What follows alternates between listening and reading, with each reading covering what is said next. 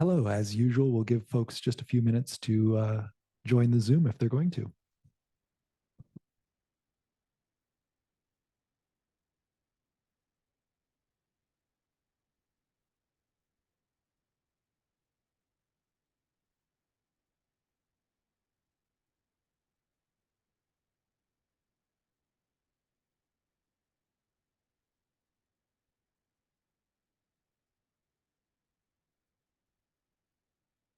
Christy, are you going to pull the principals in as participants tonight?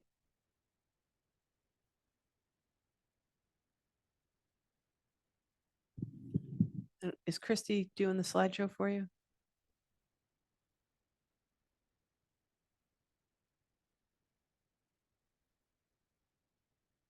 That's what I meant, panelists. Okay, that's fine. I just didn't know. You don't need to be on. Okay, that's great. Sorry for the technical conversation.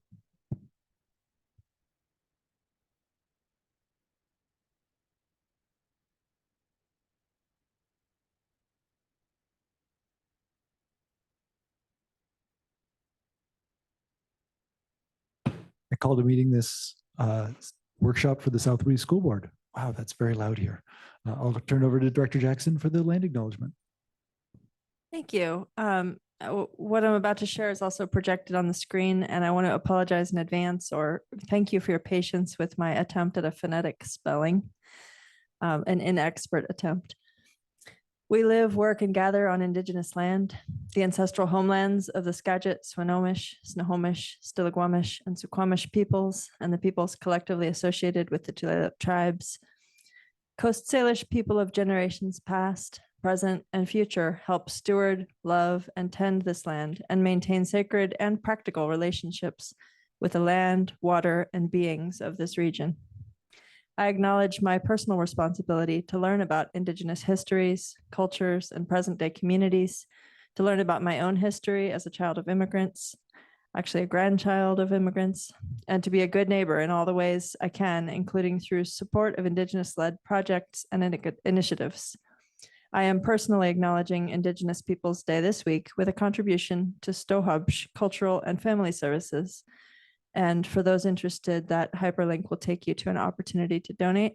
I believe there are also many other worthy projects and worthy ways to support Indigenous communities, but this is a way that I've chosen for myself this week. Thank you. Thank you very much, Director Jackson. Just as a note, this is a workshop, so it is an opportunity for the community to engage in discussion with the board and with each other on the topics on the agenda. If you have a comment and you're in the room, just raise your hand and let us know you want to say something.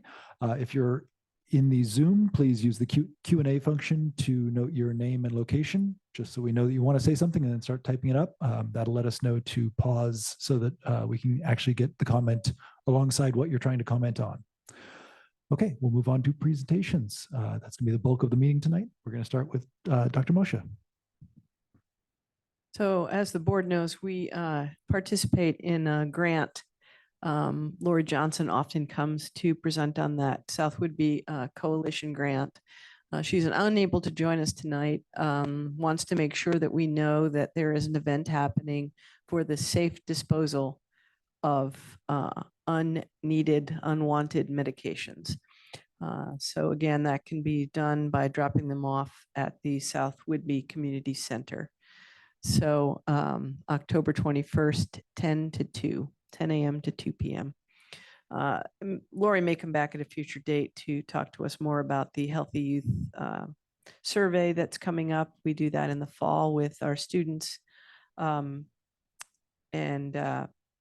probably come back with the results and share those with the board in the future. So just wanted to make sure that we put the word out for the safe disposal event in October. Thank you very much. Now we'll move on to the meat of our event, which is the school improvement plans. Dr. Moshe again. Yes, thank you. And I want to take the opportunity to, as always, thank our principals for leading this work in gathering input from staff as they go forward with goals for school improvement. We have a guest with us tonight, Erin Gutzmer. She is here to present the elementary report because our principal, Susie Richards, is with a new grandbaby and couldn't be here tonight. So she's enjoying her family. So thanks to Erin. I promised that we'd all be a little bit gentler on her tonight. If we can go to the next slide. Again, just to lead us into this work, the board sets goals each year for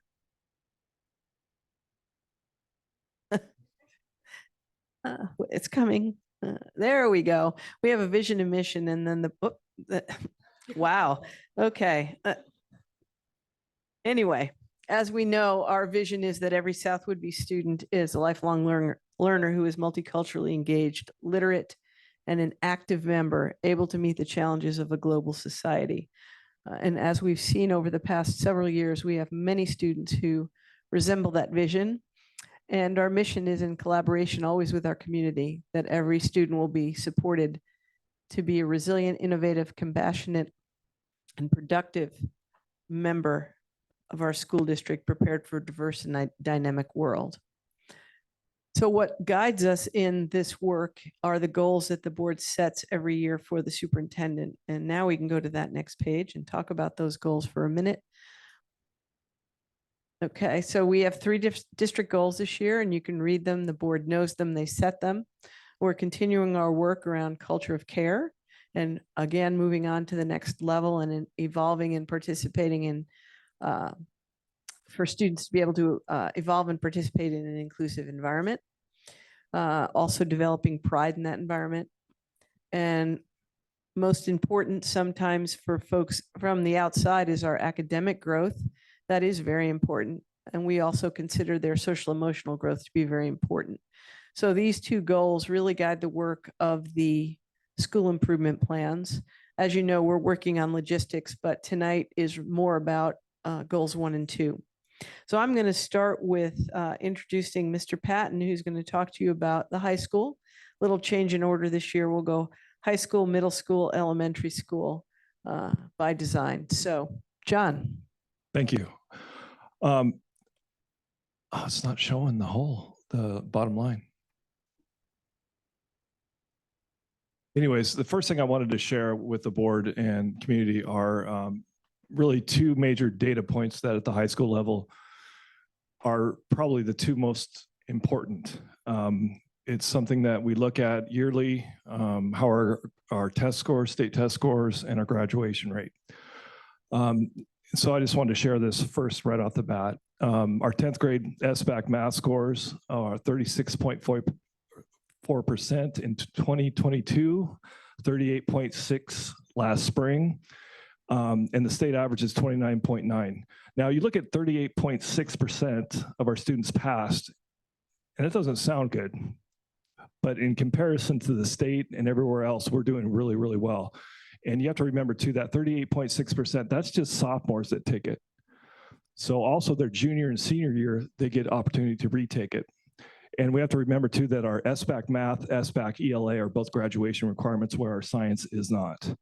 You look at our ELA scores, again, through the roof, comparatively to the state, 72% in 2022, 74% in 2023, and the state is at 60.3%. Our science scores are really astronomical compared to the state. 75.4% in 2022, 2023, 78.4%, and the state 36.7%. And I have some ideas why the state is so low, but we require our seniors, or our juniors, even though it's not a state requirement, to all test. So I think that might be part of the reason, but also we have an excellent science department. And again, our kids are high achievers. Graduation rate, you can't see because of the black box, but South Woodby School District, and this includes Bayview, in 2022 was 92%. Last spring, it was 94.4%. And this is a 4-year cohort. So we had 7 students that were identified as not graduating throughout the 4 years in our system. And a lot of those, hopefully a majority of those students will graduate in the 5-year cohort. So it'll be higher than that with the 5-year cohort. In the state, in 2022 was 82% graduation rate. Once again, we're way above. This year, The official state graduation rates won't be out until October 20th, so we don't have that information yet for 2023. Next slide, please. So what the high school did, and working with our staff, is these goals probably look real familiar to you because you set them for our superintendent, and we took the baton, and at the high school, we have 2 major goals. And again, it's the same as Dr. Mocha and our district, and it's a social emotional learning, and also the academic, which I'll talk about here in a minute. But and basically the 3 guiding questions. Go ahead, slide.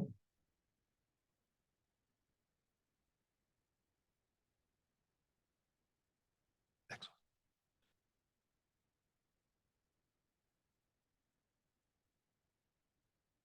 Yep, that's it.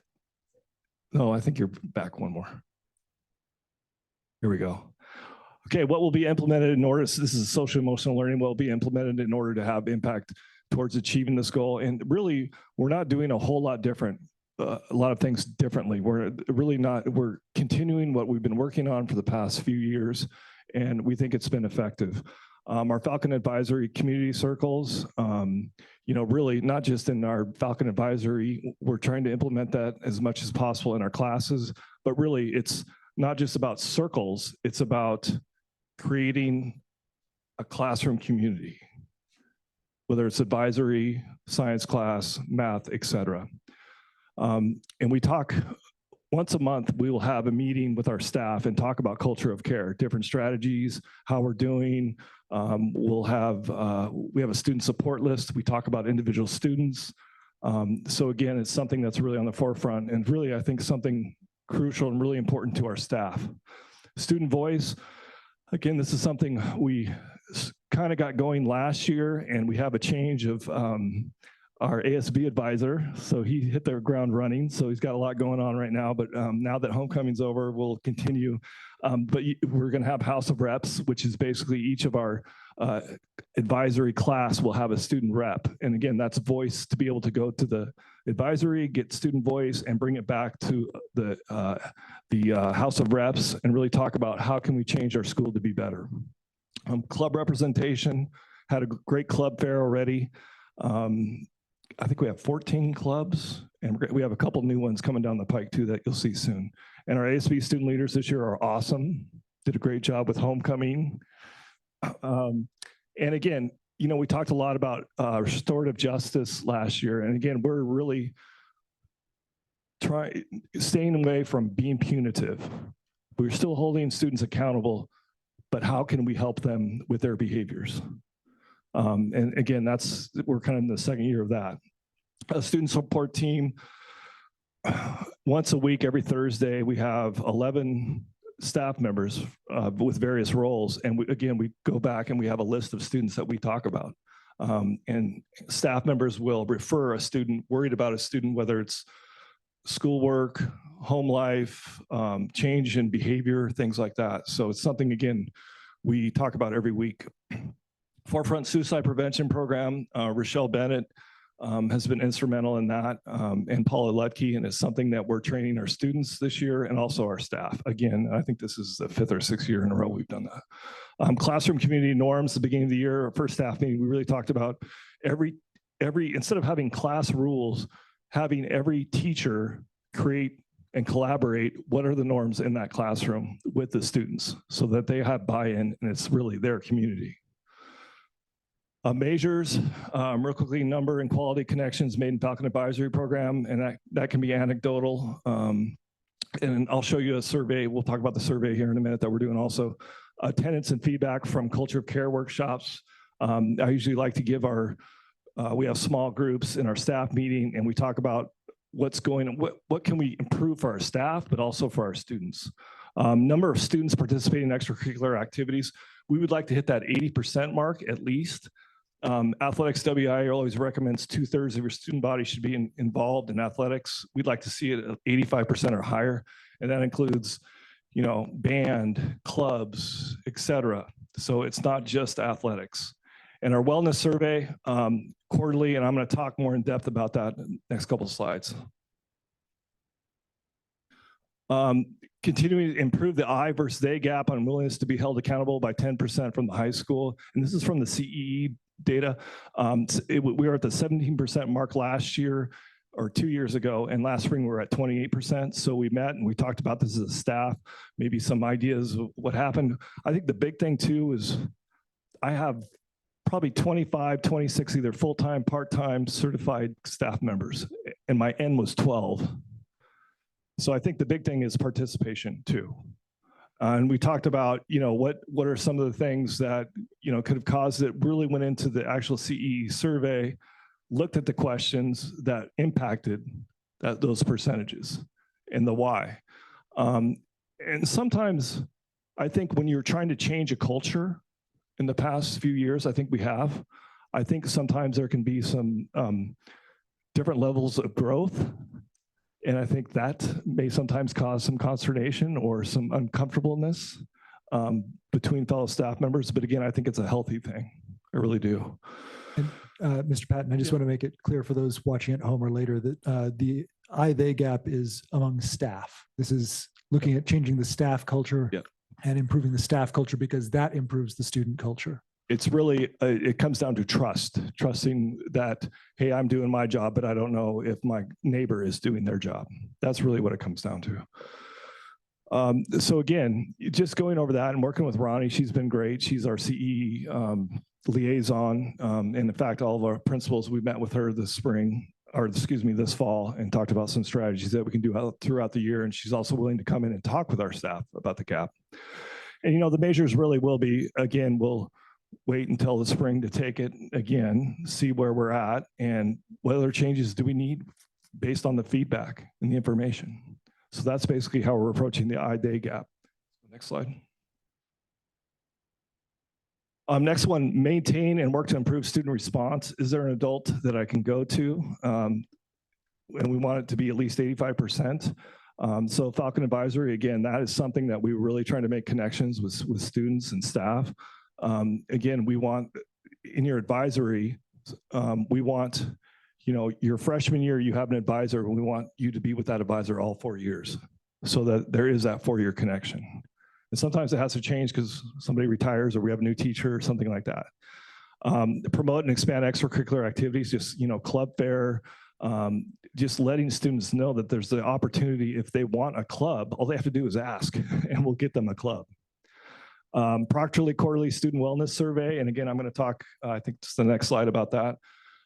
Measures, again, student feedback on our wellness survey, tracking data, obviously from the CEE, and also looking at our OSPI discipline rates. Obviously, if you feel connected and safe and comfortable at school, you're less likely to have behavior issues, believe it or not. And that goes right along with our OSPI exclusion day rates. And at the end of this month, we are taking our healthy youth survey. So that's going to be another great data point. So last spring, my leadership team, we created our own wellness survey that we proctored in spring. And it's real simple questions and it's kind of a check-in. And these are the questions that we ask. I think a couple things that, let's see, 1, 2, 3, 4, 5, is there a staff member on campus you feel you can count on? So we took this again this fall and got some real interesting feedback, good feedback. But what's interesting is when we came back and we talked as a staff, they got some questions like, that were kind of eye-opening is, the next question is, do you have a family member or other adult outside of school that you can count on? That number was very, very high. And there was some feedback from students is, why do I need to go to a staff member when I have somebody at home that I can trust and I feel comfortable with? And that made sense. So the other thing too is, this is not an anonymous survey, and our kids know that, and we make it clear because we want to know what students don't feel connected so we can go to them and we can find staff members. Had one student who I know has a connection, but it's with a secretary.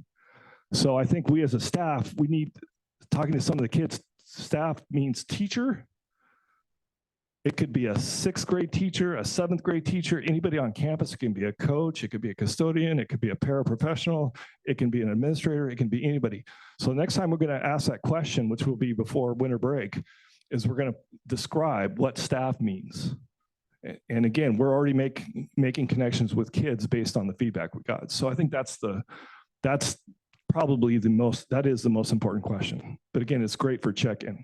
So we'll do this quarterly. We did it last spring. We did it already this fall. We'll do it in the winter and spring again. And that's the next time we meet and we talk about our school improvement plan. I'll share all the data. We'll have at least 3 data points on these wellness surveys. Next thing is our academic growth. And again, our guiding questions, what will you implement in order to have impact towards achieving this goal and identify successful programs, student outcomes, enrollment, health, and safety. I want to go to the next. So I shared a lot of this information, I think this fall with the board on you requested some information about GPA, SAT scores, graduation rates, overall GPA.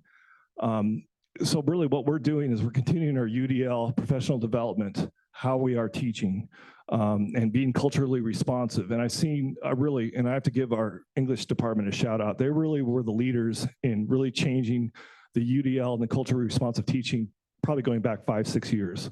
And really all of our departments are changing and moving that direction. We're noticing that a lot of our curriculum is dated, so to speak, in that terminology, verbiage, and our great health teacher Nancy Ricketts, we met, and there's some out of date things in some health chapters, so we don't use those chapters. We get supplementary materials and move from there that are more up to date. So that seems to be working really well. Again, review state assessments. Our SAT, PSATs, our ACT scores are all, again, above average of the state and nation too. So again, those are measures that are common, attendance rates, et cetera. Curriculum review, adoption, implementation of ELA and science. Kayla has been phenomenal. And our English department has been really excited and dove head first into our new ELA curriculum, and it's, I think, working fabulously. And also science has kind of made a shift, and they're doing something called open source, and really looking at the sequence of our classes. And if we're doing physical science in 8th grade, why are we doing it in 9th grade too? So maybe there can be some changes in the sequencing. College and career ready preparation, our voice career interest survey, high school and beyond plan, which is basically they start in middle school, work all the way through, and it's a graduation requirement, and it's an always changing document of what I'm going to do when I graduate from high school. C2E offerings, Snow Isle Skills Center. Something too is I go back to the SBAC tests that are required by the state of Washington to graduate, but if you don't, there's also other pathways. And one of the big pathways that are students that don't necessarily pass all the state tests, it's called basically your CTE pathway. Like our students that go to Snow Isle have an automatic CTE pathway. Also at high school, you can take graphic design and then another advanced graphic design, and that can count towards the CTE pathway. So that's another way for graduation. So measures, you're all familiar with those. We've talked about them. Let's go to the next. And we'll wait until at the end for questions. Dying to ask. Or do you want? I'd love to do it by school. If Yeah, you're let's do okay that. with that. That'd be great. No, I Dr. like Johnson? that chart. I want that. I want to see that chart. Quick acronym check: career and technical education. Career CTE? technical education, yeah. And WOIS. It's a Washington occupational inventory skills. Thank you. It's a good test. We should. I had a couple of questions also and comments on the scores in particular. I love seeing the growth even more than I do the comparison to the other schools in the state, because every district has its own issues and its own challenges and opportunities. But I love seeing how we compare to ourselves and how we're getting better. And so I really want to give you and your staff compliments on showing that improvement. And Brooke, thank you. I forgot to mention too that the graduation rates and even the high school SBAC state test scores, that's not just because of the high school, that's a K-12 accomplishment, achievement. I mean, that's something that's been happening through the whole system. Thank you for that. Yeah, it's absolutely, it's the crown on the end of their career here at South Whitby. I would also I'd like to suggest a couple of other things for the disaggregation, and this is just AP class participation, I think is really powerful and important. Whichever categories are disaggregated to make sure that those are available to all students equitably. And also to suggest disaggregating by McKinney-Vento status, because I think that's really important to make sure that our McKinney-Vento, our students experiencing homelessness or home insecurity are getting the supports and opportunities that they need. Yeah, agreed. And to go further, and it's on my OSSI form that I shared with you too, didn't go over that, but it's also looking at gender in your AP classes, but also GPA, test scores, and also, which we have, thank you, Gabe Hitz, our great registrar, for helping with that, but also ethnicity, participation, GPA, participation in AP, attendance, discipline, those are all things that we're looking at.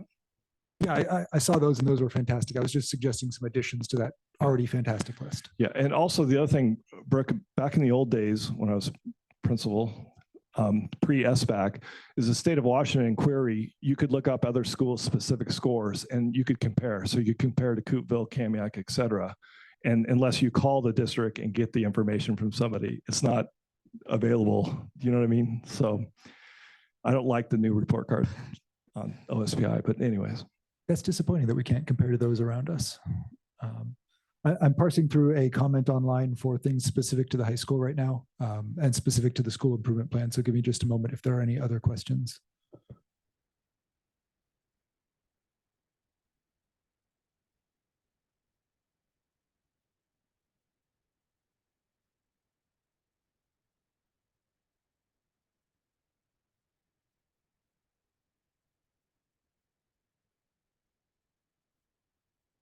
There is one that is tangentially related to extracurricular participation, and that was whether or not there are South Whitby High School students using private pools at the moment for swim team or pools over town, and if they'd be able to use, if the pool bond was approved, if that would be an option. Yeah, it absolutely would be. Right now we have boys and girls swimming. Both go over to Mariner, I believe, and participate and it would be a little easier here, obviously. And my understanding is that we still wouldn't be having our own swim team because we wouldn't have any competitors, so they would have to participate. But they practice, John, don't they practice at the Island Athletic Club? Yeah, they also do that. And the other thing too, we have to remember is 1A, we're a 1A school, and 1A and below, there are no swim teams in the state. So they have to do what's called a co-op and join a school that's bigger. And so our students would continue to be able to do that. We certainly have talked with Parks about working together if the pool bond passes and combining resources. But we're all waiting to see what happens. But the answer to that is that would be something that we'd be interested in working together on. Thank you. One more here from Gwendy Gabeline in Freeland. These have been, I'm parsing these out, the ones that are specific. I know that the district always works to ensure least restrictive environment for students getting supports. Yeah, if you want to. So the question here is, what are we doing around inclusive education? And in fact, we have been implementing inclusive practices work for the past several years, and there are still, that work continues. And so we have worked and reduced the number of students who are receiving special education intensive support. So they are spending much more of their time in a general education environment, and our statistics have really borne that out. So we've been involved directly in doing inclusive practices, and Wendy calls out Monroe School District as a district participating in that, and so is South Whidbey, and those conversations have been ongoing. And in my role this year as also Director of Special Ed, working with staff to see that actually much more directly, and really concentrating on getting students into gen ed classes with the appropriate support. So that is happening. Joe, correct me if I'm wrong, but you guys have been a part of that inclusionary practices project for the last 5 or 6 years, correct? It's been at least 4. It could be longer, Andrew, Yeah. you might be right. Yeah. And I don't know if you have any comment to add to that, any of the folks in the room. The goal is to give kids exposure to the more expert teacher of the content, whereas the special education staff can come in and support the specific needs to a student while getting gen ed exposure with gen ed peers to enhance skills in all areas. And we've also been, that training has directly involved our gen ed teachers. So that work has been going on to get gen ed teachers up to speed on how to support students with special needs. So. Thank you. I don't see any other online questions. Are there any other questions in the room? Thank you very much, Mr. Patton. Ms. Phillips. Thank you. This is kind of a precursor to the K-8 data for iReady. Susie and I talked a lot about this. iReady has a lot of ways you can view data. And the beginning of the year view versus standard view, which you'll see as our measure for our goals, is a snapshot of kids at the beginning of the school year, whereas standard view is belief that if I'm an 8th grader, at standard view, it's measuring 8th grade as a whole, whereas this measures skills at the beginning of the school year. So it's basically measuring where we ended last year and then where we started. So we decided to put it as a beginning point just to show, continuation of our growth from spring into now for both reading and math, because standard view saying measured in 8th grader at 8th grade, even though they were 7 days in, might look a little different. And this also allows us to celebrate all the growth that we're seeing in a lot of different areas. It was a little slow to catch up to some of the campus changes. So if you see South Campus or something like that, assume those kiddos have come my way. And there was 3 measured in that. So I would kind of take those onto mine. So this is I don't have power this. This is the reading beginning of the year view, and this is K-8. So you're seeing a snapshot, or 1st through 8. We don't screen kinders in fall. So this is 1st through 8 reading at the beginning of the year. The next one is math.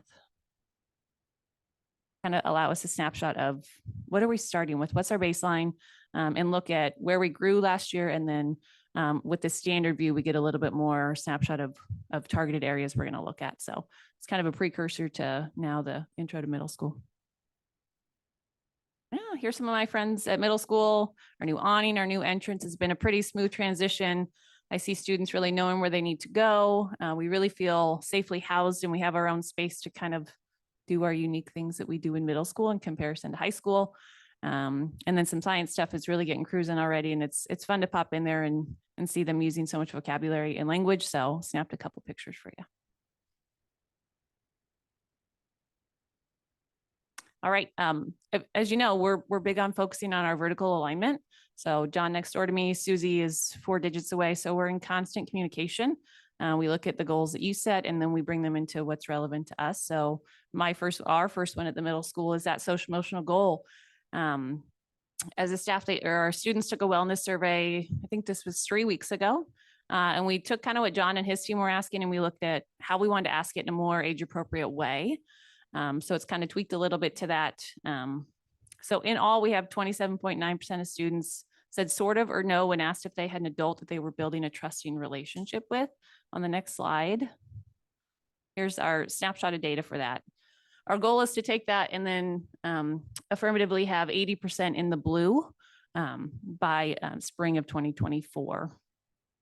And then if you go to the next slide, it talks about, so I kind of use that Smarty format that you've seen before, but the activities, we did this today as a staff. So like John's, it's not anonymous, which is great because we had some students using it to create a self-referral because they wanted to see someone about something specific. And it allows us to track over time and allows us to do the activity we did today was we took the list of every kiddo who said no and every kiddo who said sort of, and we talked about what we know about them, what they're in, what we can connect them with. And then we assigned 2 to 3 teachers to say, hey, I have them in third period and I thought we had a connection going, to be more assertive to building that relationship and that friendship. And we were having, it led to really awesome conversation about, oh, I thought they were really connected. And even on my end, I'm like, okay, I need to be more active in that connection to make sure that that student feels the intention that we're bringing to the table. So we worked on that, and we'll track that quarterly right along with the high school. K-8, we use the Caring School Community SEL. October is Bullying Prevention Month. So we're doing bullying prevention activities in advisory and throughout classrooms, and as well as Red Ribbon Week. So 2 of our counselors are in support of that. And BLT stands for Building Leadership Team. And there's some collaboration onto what those lessons look like based off of the day-to-day observations, conversations that we're having with students. We're really looking at how we celebrate life as a middle schooler, really looking at joy and fun of, being 11 to 14. So we got feedback and looking at some celebrations, looking at Cougar Pride Awards. As a staff, we really enjoy teasing through our students and looking at what we can celebrate, whether it's really small for that kid or a really big thing. And then some awards and recognitions throughout. In addition, we're looking for student voice. We have a leadership class that I think it has about 40 kids, first period in the morning. They're buzzing. Yeah, you walk in and you're gonna get a hit of energy. Yeah, it's a lot. Yeah, you call it what you want. We have an advisory development committee, myself, some counselors and teachers, to look at what's relevant to helping our students build trust and grow in their social emotional learning. We have an ASB elected 16 students, and then we have House of Reps. We have 2 reps per grade level per advisory. So that's about 18 other kiddos with alternates. So we have a lot of students that we're modeling what the high school does. We have a House of Reps committee. They come to us and they give and get feedback, and then we send them back. So they're building leadership skills of how do I facilitate a conversation with my peers, and how do I get their feedback and not take it personal, but then bring it to the right person. And then also giving kids a face of, hey, I have a thought, I have an idea, I know who my rep is, I can go to that person and I can talk to them about it. We have 112 fall sport athletes. There were 3 matches, games, events today. It's really fun to go see those Cougars making all the growth in all the areas. I forgot to put band, I apologize.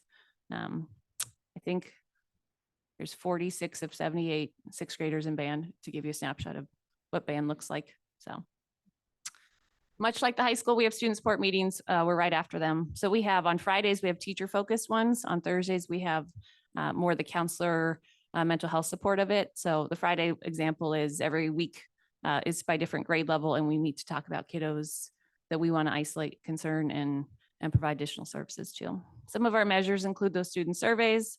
The Healthy Youth Survey we're going to take in a couple weeks. We track our participation in extracurricular activities. Like John said, if we know they're more engaged in extracurricular activities, they're more likely to come to school, stay engaged, focus on grades, and then reduce discipline rates. The CEE results, and then what are our resources? The collaborative classroom SEL curriculum. So now that we're dealing with the 6 through 8 scope, we're trying to rethink how it's more appropriate. So our advisories are set up by 8th graders are on their own, because we're really starting to get them high school ready. So they'll do some more activities in that, whereas 6 and 7 are together. So looking at curriculum appropriate to both those populations. Our student support specialists, our mental health, and our drug prevention specialists are a huge role in supporting our students' social emotional learning. Our restorative justice ed, we still have connection with them, and we utilize them for our culture of care and throughout. And then the many points of data that we're collecting, especially in our student support grouping. Next slide, please. Number 2, as you isolated the I versus they gap, so did the middle school. So our goal is to reduce from 45 to 35 by the spring of 2024. This was a really, really interesting, challenging conversation as a staff that we had. And as we merge from a 7-8 staff to a 6 through 8 staff, we're really cognizant of how do we bring them along with us, and how do we grow together versus tacking them onto it. So we've been pretty cognizant and conscious of that to start. And then so next slide, please. We're putting it into our hands as teachers. So as groupings, they've created organic groups, and some are content driven and some are activity and idea. They're given PLC, and they've created goals and outcomes to improve student learning, collaborative connections and staff connections to work across content areas and spaces in order to see what each other does and see how we collaborate together to, not live in our silos and our closed doors and have the opportunity to grow and work together. Staff will present to one another in the spring about what their PLC committee and goals are set and the outcomes of those. And I'm pretty excited to those. We have some that are really academic focused and some are looking at more of an SEL lens. Some are looking at student supports and there's a lot of variety and a lot of passion that's kind of coming together to where they're going to work together. And we also work weekly in the student support meetings. Again, the celebrations, we're really trying to think about how we get kids excited and bring joy and celebrate the little and the big things together. And then the peer-to-peer walkthroughs we did with the IPP, the inclusionary practices, has been pretty powerful. So we're hoping to utilize those again, to again, see each other's work more frequently versus just kind of assuming or wondering what's going on in the classroom next door. CEE is the major measure of this, and working with Ronnie with some PD with that, utilizing our UDL, our Universal Design for Learning resources from prior trainings, what we're looking for in classrooms, what we know about their personal professional development project, and what we might look for when we're going into classrooms. Next slide, please. The third one is that academic growth. So we took iReady the second and third week of the school year to get our baseline data for that. In addition to it, we also looked at where we're leveling our students. So we have advanced math classes at every grade level, and we also have intervention classes. So we had a lot of students whose schedules changed as a result of getting some baseline data that we'll look at in just a second. So we're looking at 80% of students improving at least one grade level from that snapshot in fall up to the one we'll take in spring. Next slide, please. So here's that standard view in comparison to that beginning of the year view. It's more of a nitty gritty and more looking at students over the scale of the grade year versus the beginning of the year. So teachers get this, and then they, based off this information, we're looking at groupings, curriculum, pacing, making edits and modifications to meet the needs of our students and where our intentions are to grow. Slide, please. Same with math. Here's our snapshot of what we're seeing. The geometry historically is an area of struggle. So teachers are looking at that. And so the two intervention electives we have are looking at how they target those standards, but in a different way than a traditional math class. Next slide. Yeah, so what are those intervention classes? We have two. One is called MetaMath. It's taught by Ms. Giuseppe. She's looking at those isolated areas that kids are showing big gaps in. And so each quarter, you're going to see different populations of kids that are assigned to that course based off of what the data is giving us. So she's really literally named it MetaMath for the belief that she's digging right into those gaps in those areas. And then financial fitness is an elective that's a real world class looking at how you use money in the real world, but also looking at the gaps in what our students are needing more targets in, and also rounding out some of those state standards that are hard to target in 1 year's scope. So how else are we going to help target our iReady growth and overall student growth?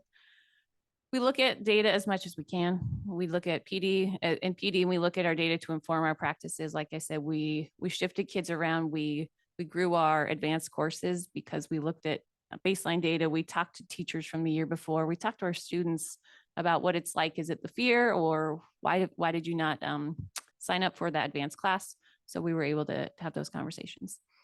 The ELA curriculum adoption and implementation has been big and a lot of work, and it's still ongoing as they're still reading novels and we're still approving or looking at what's the most appropriate for our students today and what's going to serve kids in 5-8 years.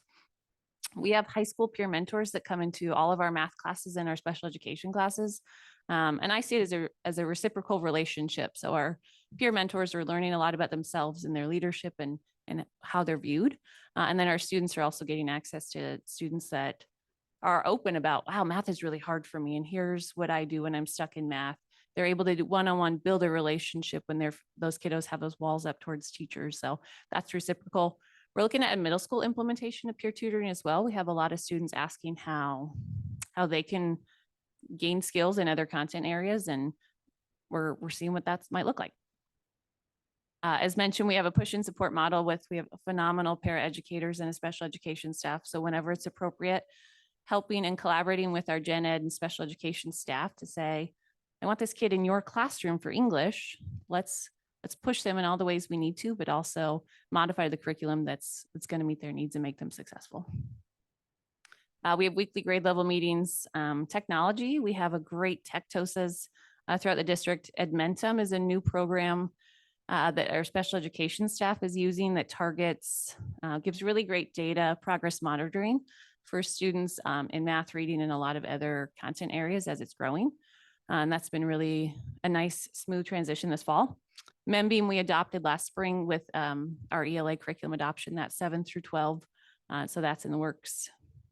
Again, a lot of use with data, variety of assessment formats. So we're talking a lot about ChatGPT and how do we help kids learn to be thinkers and to think beyond getting just the one right answer. So we're thinking of how we assess their learning in different formats. Little snapshots, formative assessments, those day-to-day things to give a teacher feedback so that they know what their students know or what they need to focus on more.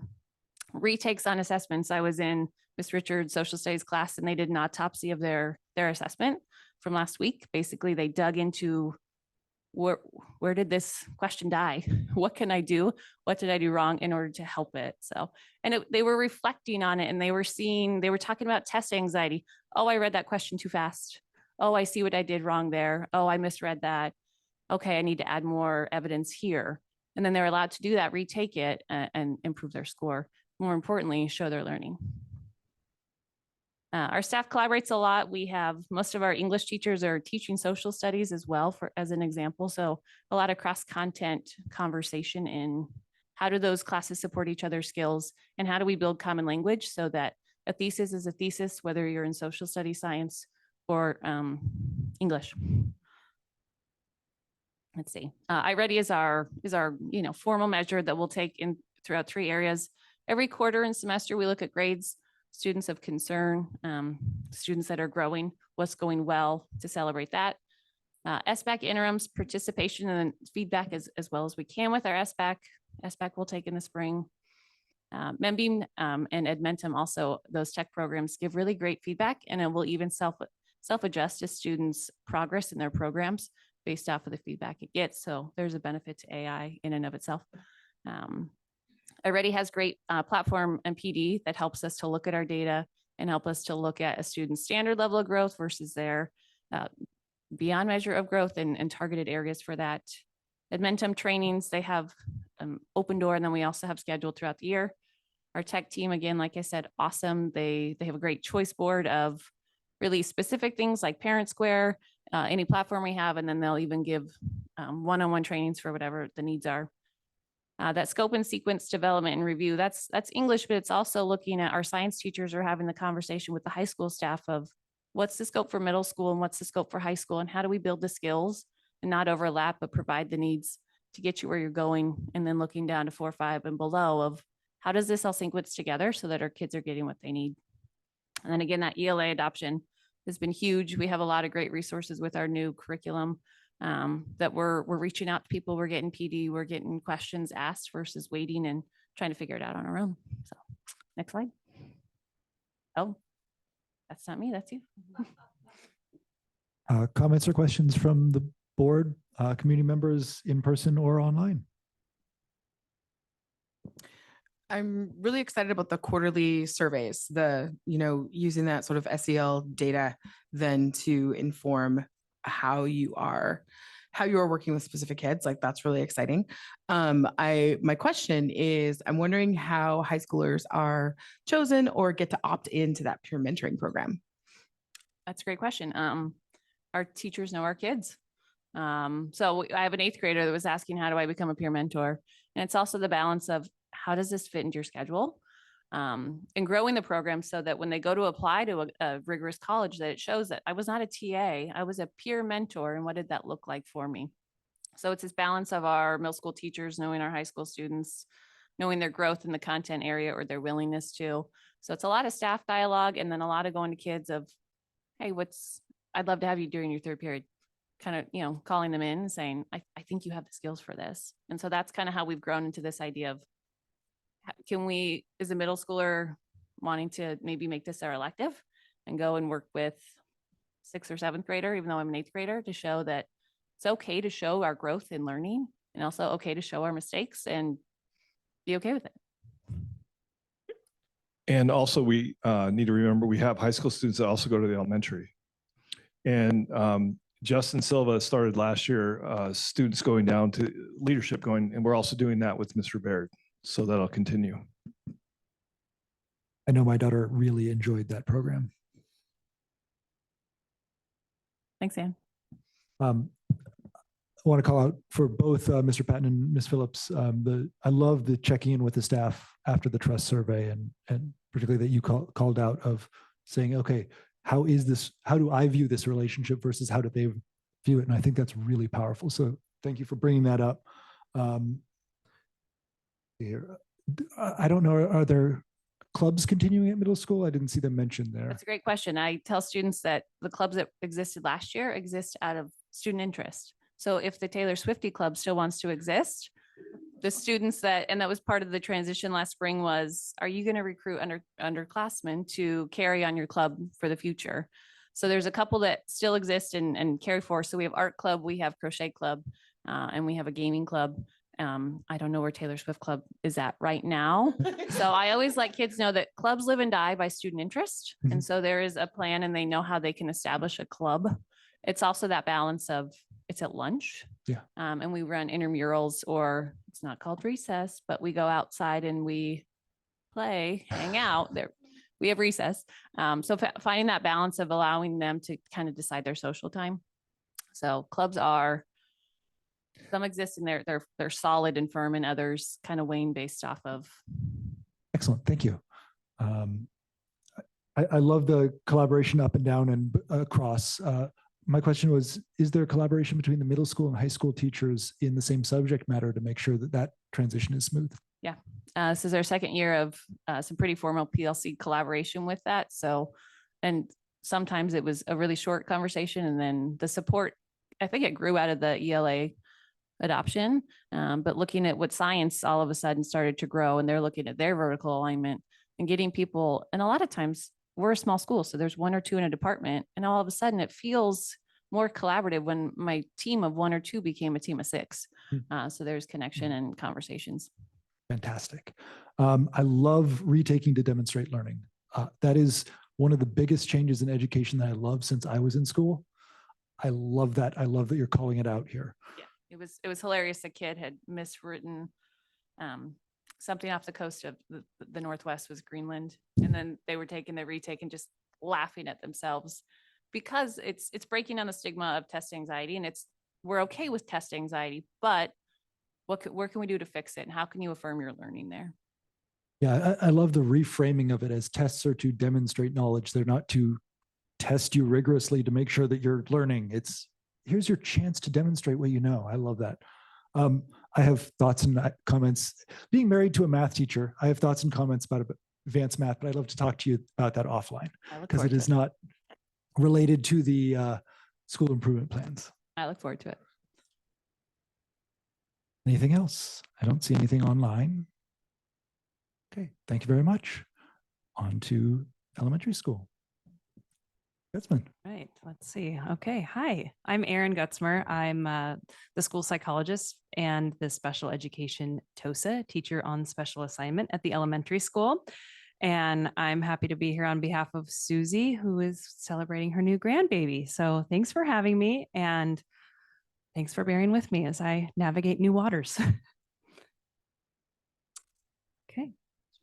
Yeah, no, I'm just looking at it on my own screen. Okay, so the first goal is our academic goal. And this is our new curriculum that we have adopted and we are implementing this year. So we can go ahead and go on to the next slide. Here's our iReady reading diagnostic results for the fall.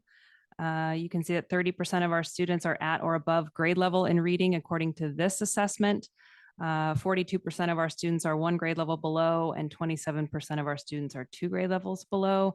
This is one measure that we use. We also have our DIBELS assessment, which is part of, which we've been using, but is now part of the Amplify curriculum as well. And we don't have those results reflected here, but that's another measure that's, I think, more linked to the curriculum. Right, thanks. Okay, so this first goal is to implement the new curriculum, and this we are underway. I will say that it is rigorous. I think generally the feedback has been positive just through short surveys and interactions with the teachers. I can say that I have two children at this school. I have a first grader and a fourth grader, and I am just blown away by the learning that has occurred, particularly out of my first grader. Yeah, I'm getting a me too. Yeah, it's a big learning curve, and we're well on our way. The next slide, please. Okay, so these are some of the activities that we have implemented, and I'm going to read a few others that I've listed that aren't necessarily reflected on the slide. So the first activity is to review professional development and planning for the teachers. And this has been completed. They attended training in the spring, and then they've been in trainings in the fall. Our teachers have just completed the M class, our tier 2 ORCA reading teacher and our special education teachers have completed the M class training, as well as our general education teachers and paraeducators participated in the Boost training, which is like kind of, I look at it as a My Path. So it's personalized to the student's instruction, and it's in online, so they can work through that independently. And I know that that's been implemented in most of the classrooms, to my knowledge. Let's see what else. The second activity, or activity 3, sorry, is to engage in 2 family literacy events. Those have not happened yet, but we have one that's being planned for the fall. I did attend one at the end of last school year, and we had pretty good participation from parents. It was led by our ORCA reading teacher, Susan Ritzner, and she shared various reading strategies to support students' literacy development at home. As part of just reading in general, I like to think of things as kind of our multi-tiered system. So, you know, tier 1 is our new curriculum that all of our teachers are implementing. And then tier 2 is our ORCA reading program. And there's 2 paraeducators that are also involved in that program. We are meeting weekly with as part of PLC groups, and our special education teachers attend those meetings with the general education teachers, so that our special education students are, we're making sure that we're aligning their specially designed instruction with the curriculum, and that teachers have a voice in that. So those have been happening weekly with every grade level. And then certainly we have our, I'm not sure if you're aware, we have our data team meetings that we meet with every teacher. Oh, it's a 30-minute format, and it's with myself, Ms. Richards, and then Susan Ritzner, our ORCA reading teacher, and we look at all of the students' data so that we're making sure that we have no students who fall through the cracks. And those happened, last year they were 6 times a year. I think this year we're going to be 4 or 5 times a year. So, all right. So next slide, please. Okay, so this is our social emotional learning goal. So all students will have tier 1 opportunities to engage in restorative practices and processes. Let's see. So last year we surveyed the students in grades 2 through 4, and our pre and post data showed that about 25% of our students were in need of additional tier 2 supports in some format. Erin, Yep. can you just do your quick rundown of tier 1, 2, 3, that tiers for Oh, of everyone, course. and what that means for Definitely. Yeah. Okay.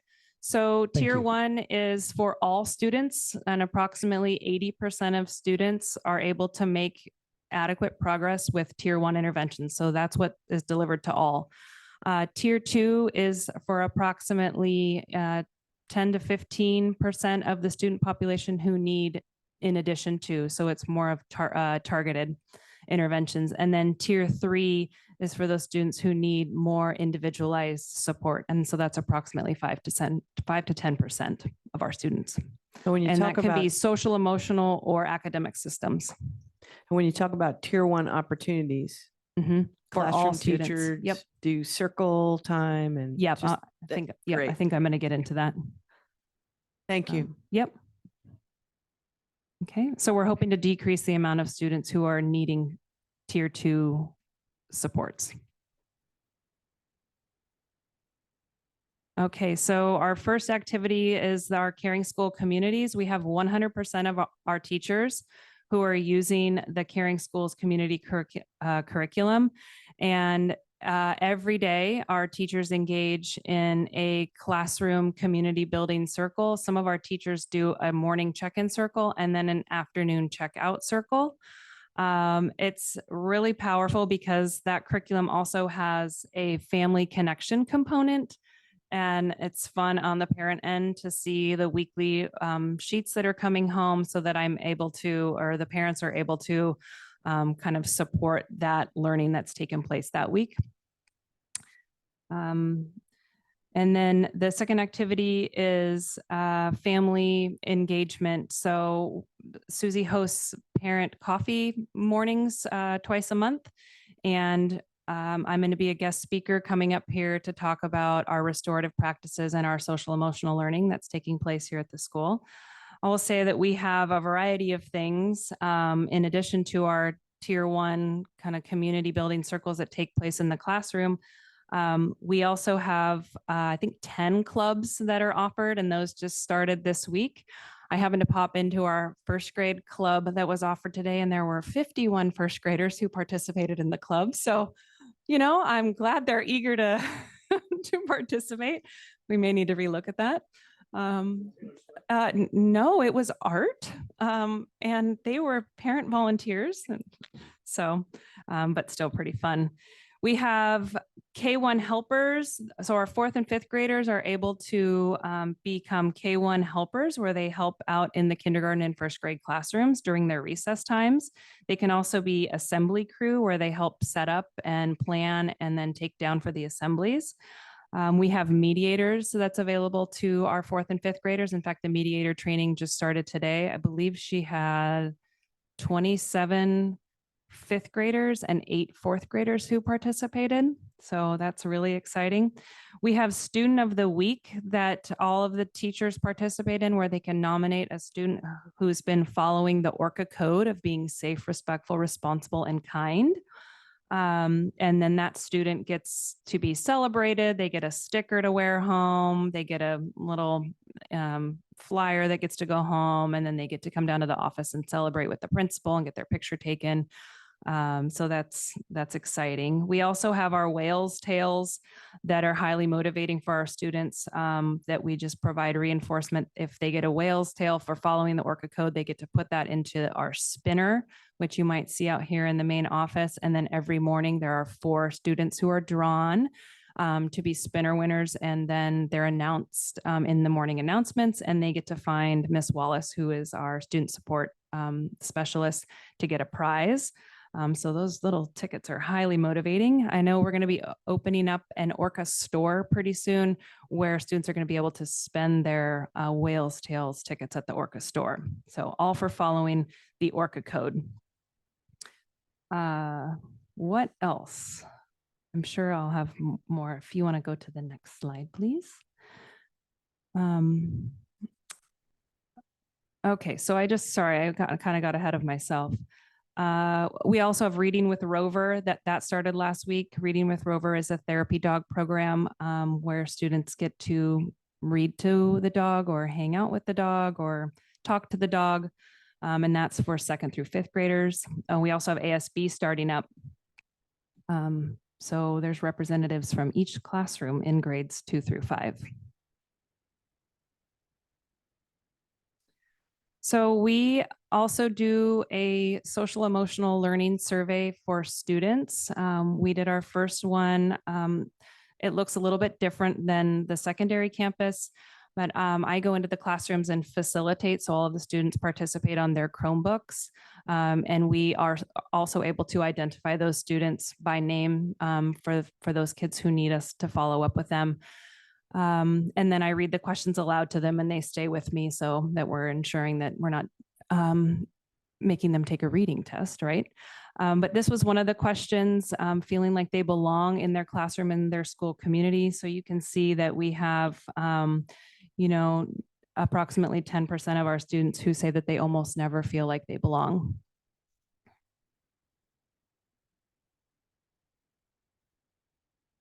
And then another one is that self-reliance kind of goal we're working on with students is if they have a problem, can they fix it, or can they find somebody who can help them with their problem?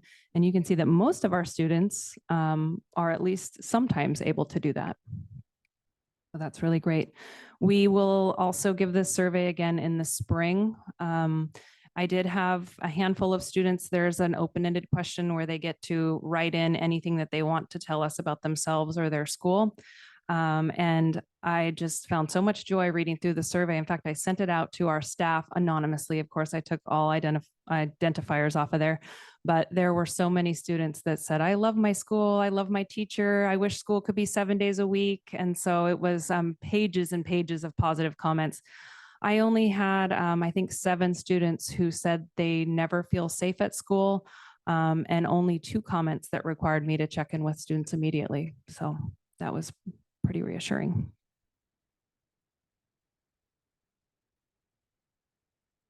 Okay.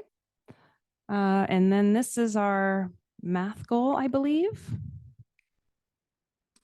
So all students will show growth from the fall to the spring iReady diagnostics, including our students who receive special education services. Okay, next slide, please. Okay, so here is our math goal involves school-wide trainings for our teachers, pre-teaching strategies, student self-monitoring strategies, and real-world math opportunities with whole group instruction and intensive small group instruction based on skill levels.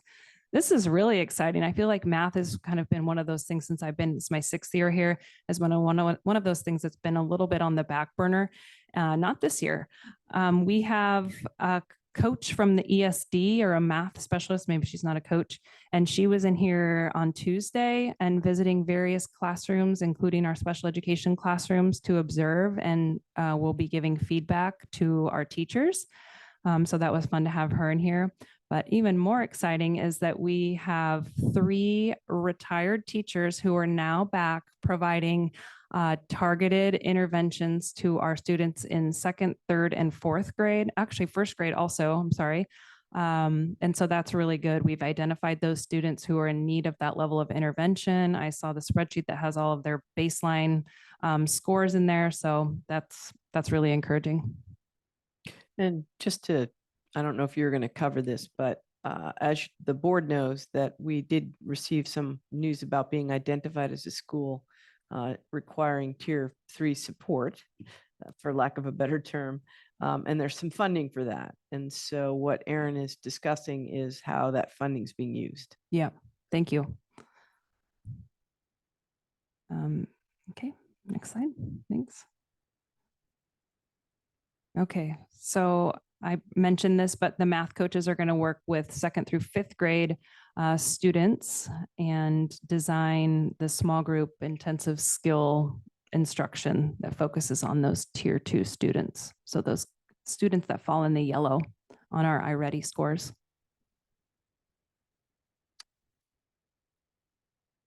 And then you can go to the next. Oh, you're there. Okay, so here's our math diagnostic results for the fall. So we have some work to do.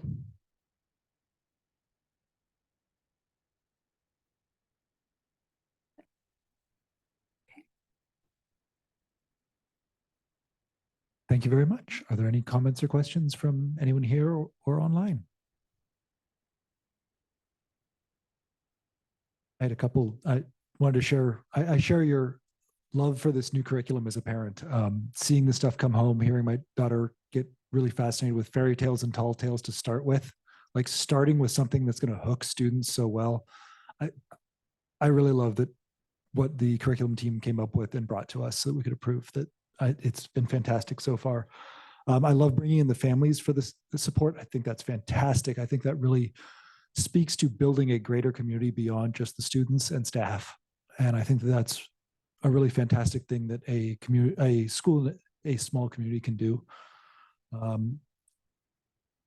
And I'm looking forward to seeing how the nice demonstration of the benefits of gambling versus saving with whale's tails works out. I think we're going to make them a different color. Okay.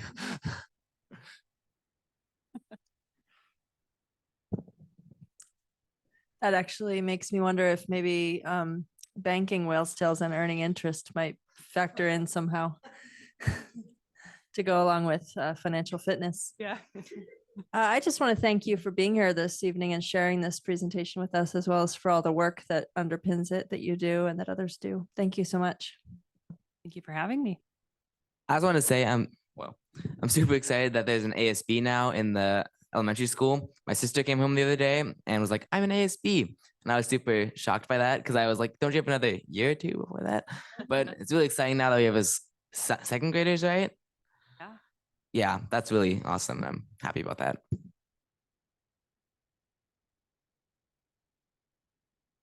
Thank you very much to all three of you for being here and presenting and showing how that the goals that the board gives to the superintendent can come directly down to the building level. I always love seeing that, and you've demonstrated it very neatly as far as I'm concerned. I just want to say thank you as well. They always do a wonderful job, and welcome, Aaron, and you did a nice job. Thank you so much for stepping in. Okay, we are going to move on from the presentations now. Wow, that was shockingly brief for school improvement plans. Wow. So we have two items for discussion. They should both be short.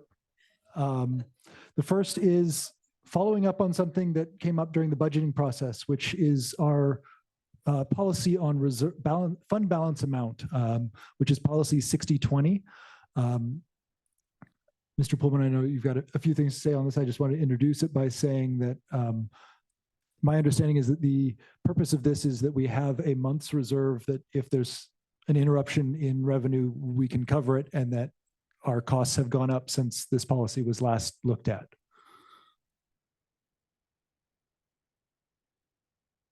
Yeah, there has been a few occasions, and it's predominantly at the end of June because the state is on a July 1st financial basis that they've had a difficulty providing 100% funding, and if they provide it 3 days late, we can't make payroll.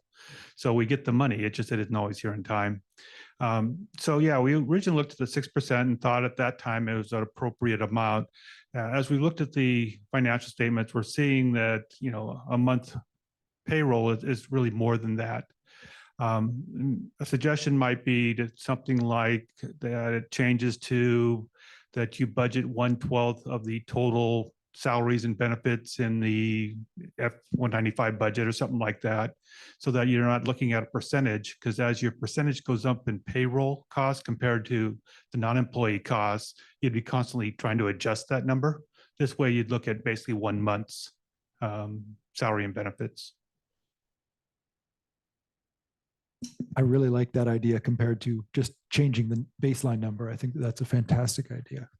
Yeah, this is a piece that I've been looking at for about a year, right, Dan? And just kind of asking Dan, when's it a good time to look at it? I would also echo the recommendation of a 1/12. It's easy to put into calculations for spreadsheets and whatnot. So it's easy for the team to manage. And it also gives us the assurance that we have a board policy that says we need 1 month in reserve at all time. And I particularly like it because it's evergreen. Other thoughts, questions, comments from community members or administrators are welcome to comment as well. Okay. We'll move on from there to the WSDA position prioritization. We discussed this briefly last month, the Washington State School Directors Association has asked each school district in Washington State to provide a list of the top 10 priorities for that district from their positions. So there's a list of 255 positions, I believe it is. And they want us to pick the 10 that are most important to this district. So you can see this document is on the agenda as well. So if you are watching later, you can look there. I sent out an email to each member of the, each voting member of the school board, each student representative, and our board secretary, Dr. Moshe, as superintendent, to get everyone's top 10s. And then I put them all together and got 8 that were clearly ahead of the others. And then a list of, I think it's, I guess it's about a dozen that at least 2 people mentioned. And so I wanted to discuss here with folks who are present, which 2 of those 12 we should pull up into our top 10 list that we pass along to WSD. So I will go through, and just since we're here, and each of these has very specific language in the position. So that might be the reason one was picked over another. Some of them are older positions that haven't been updated since, and there's newer positions that are very similar. In other cases, there are some that are, so the 8 that we all agreed on, or that at least 3 of us mentioned, were equitable funding for regionalization and staff mix, and that directly addresses the funding issues that particularly rural districts and those that had high regionalization and that has been coming down have. Funding safe, healthy, contemporary school buildings, which ties directly into efforts to make sure that school buildings are up to date in ways that include bonds or go beyond bonds. Universal free school meals, amply funding staff levels, which is slightly different from the equitable funding. The equitable funding is more specific to regionalization. And then the amply funding staff levels is more about how particularly classified staff are funded, because as we have been discussing for a while, the prototypical school model is really bad at that. The next one was education of students with disabilities. Full funding of basic education, which again was slightly different from the other 2, which is why it got votes here. Simple majority, which is about turning bonds into requiring 50% plus 1 rather than 60% plus 1 of voters. Student voice and governance, which is just about elevating student voice. And then, so those are the 8 that we've identified that at least 3 members of the team thought should be on the top 10. And so those 8 will go on there. And then we have these that had at least 2 people. And these are all just alphabetical now. Addressing achievement and opportunity gaps, climate impact mitigation and assistance, gun violence prevention, levy authority and local effort assistance, McKinney-Vento Homeless Assistance Act funding, safe drinking water, student civil rights, student data privacy, student involvement, study of controversial issues, support for special education programs, and transportation funding. So I'd open it up for discussion for things that folks think should be raised up to that 10. You do have an option, right? For only doing 8. But we certainly could just do 8, yes. Could you explain the levy authority? Yes. Because that's a real problem for us, but I don't know if this addresses our problem with levy authority. Yeah, I'm pulling it up on the WSD website right now. Okay, so I will read their position, which was adopted in 2018 and amended in 2021.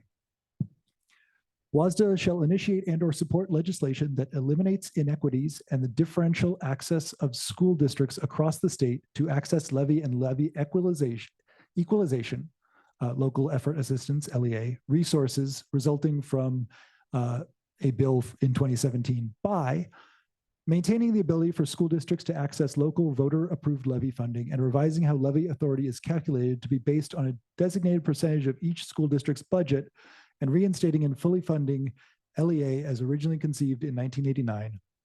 50% levy equalization as a floor for equalization funding with the goal of equalizing 100% of the total amount levied.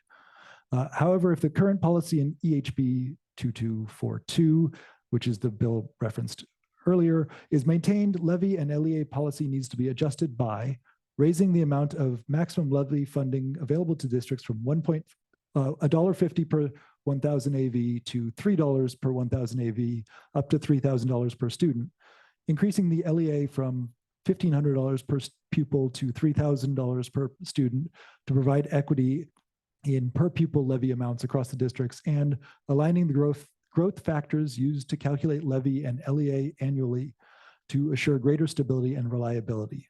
All state levy and LEA policies must also minimize and fund time for compliance reporting, accounting, and auditing levy fund uses.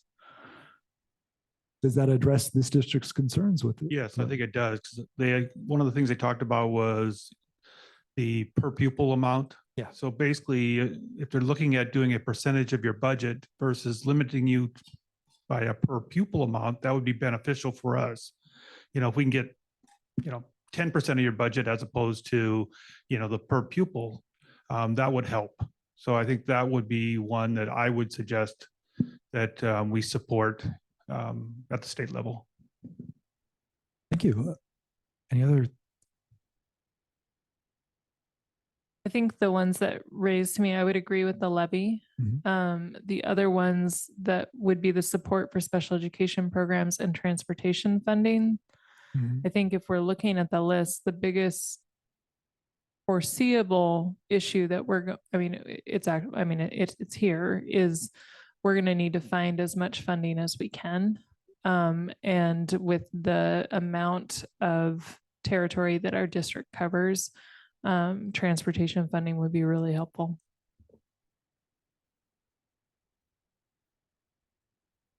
Yeah, those were two that stood out to me as well. May I ask those on the board and others present, if we have 11 now on the list, if we were to elevate those 3 to the top 8, is there one in the top 11 that we might discuss removing as a priority? I think the elevating the special ed one, it's up there already. So picking the one that you want and keeping it in there would be my recommendation. I don't have them in front of me, but some of them were either redundant or just too, I knew they would never get anywhere. So Right. I was trying to limit my choices to what I think actually have legs. So then the question is, so you're referring to education of students with disabilities and support for special education programs? Exactly. Would it be helpful for me to read those two real quick? Yes, please. Okay.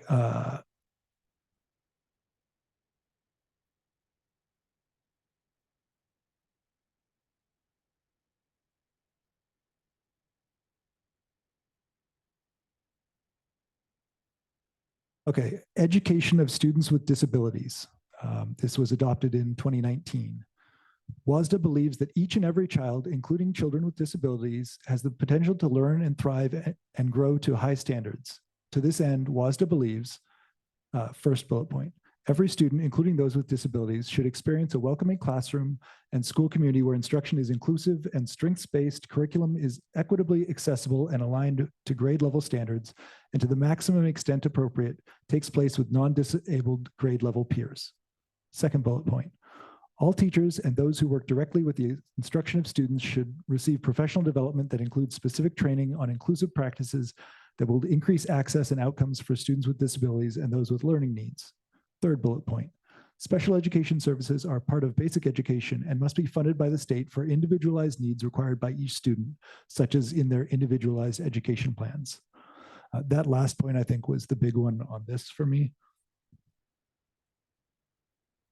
The issue for this one, which is why I particularly picked the funding one, was this is about another unfunded mandate. Yeah. They say, let's make sure we adequately fund, but they don't. And the other one calls out funding specifically. Yeah. And that's why when I picked mine, I picked the funding one versus mandate that we do PD and inclusive practices, but don't fund it. That's where I made my choice. And so here's the other one, support for special education programs. It was adopted in 1988 and amended in 2022. WASDA shall initiate and or support legislation which requires full funding for special education programs and services. So, yeah. That one, that Okay. one, that one. Okay, so we will pull off the other one and bring that one on there. We would like you to fund it more than 14%, please. Yes. Brooke, just to clarify, simple majority, does that mean bond passage? Yes. Yeah, okay. Okay, we now have 10. Anyone have any other comments? Carter, I'd like to invite you to add any comments that you have specifically. Yeah, I like most of them so far. What was the change we made? I kind of missed that. So we dropped the We're switching education of student with disabilities to support for special education programs. yes, thank you. That is a better way to phrase that. So we're just swapping two. Yeah, And Swapping that one. adding and we the levy authority and local effort assistance Okay. and support for transportation funding. yes. That makes sense. Yeah, I like that. Okay. Any other comments or questions or thoughts? Okay, I will send this list along to WASDA. And that's all we have for tonight. This meeting is adjourned. Thank you all very much and good night.